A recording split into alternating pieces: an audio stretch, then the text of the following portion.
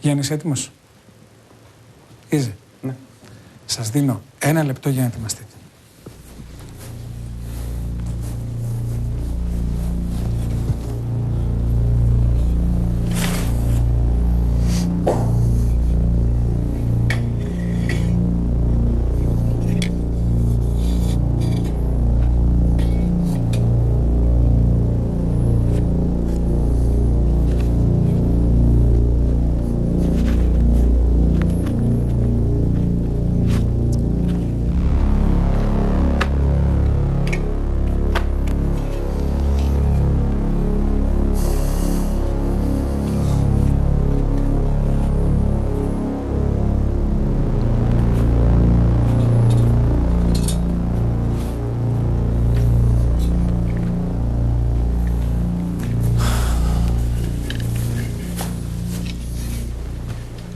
Θα μετρήσω έως το 3 και θα πω πάμε. Και τότε θα ξεκινήσετε να κόβετε τα κομμάτια.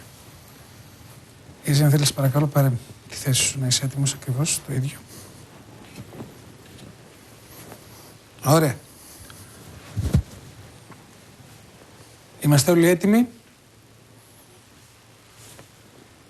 3, 2, 1. Πάμε!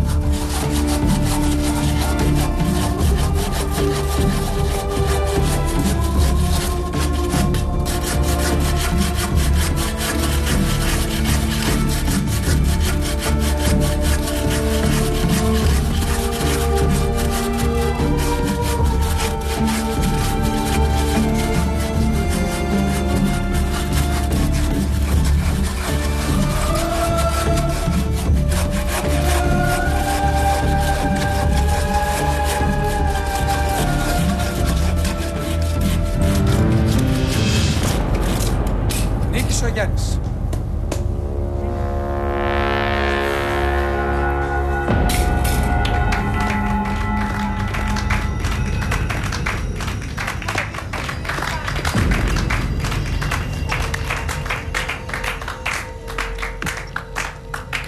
Μπράβο. Πρέπει να σας πω ότι ήσασταν και οι δύο καταπληκτικοί. Ίζη, κάτσε λίγο, σε παρακαλώ εκεί. Ίζη, νομίζω ότι ο χρόνος που είχες διαφορά με τον Γιάννη ήταν 10 του δευτερολέπτου. Ούτε καν δευτερόλεπτο.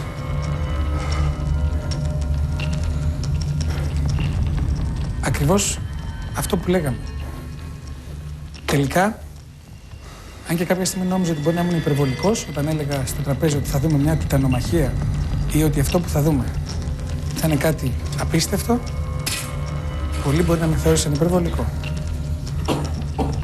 Κι όμως ανακαλύψαμε ότι και οι δύο θέλατε τόσο πολύ να μείνετε που για 10 δευτερολέπτου ο Γιάννης κέρδισε.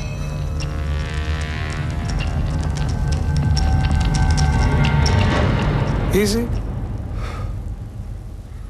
ο καταραμένος αριθμός 2 για άλλη μια φορά δεν άφησε να σπάσει το ρεκόρ. Κι όμως το πλησίασες τόσο πολύ, όπως είχε κάνει και ο Γιώργος. Μετά από τόσες πολλές ερωτήσεις. Τελικά αυτή η δεύτερη φορά δεν φέρνει ποτέ τύχη στη φάρμα. Αποχωρείς μαζί μου αυτή τη στιγμή. Είναι συγχαρητήρια. Είσαι άξιος.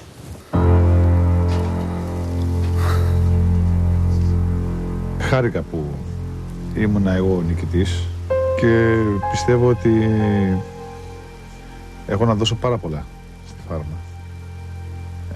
Θα αρχίσει μια νέα περίοδος. Θα έρθω και πιο κοντά στα παιδιά.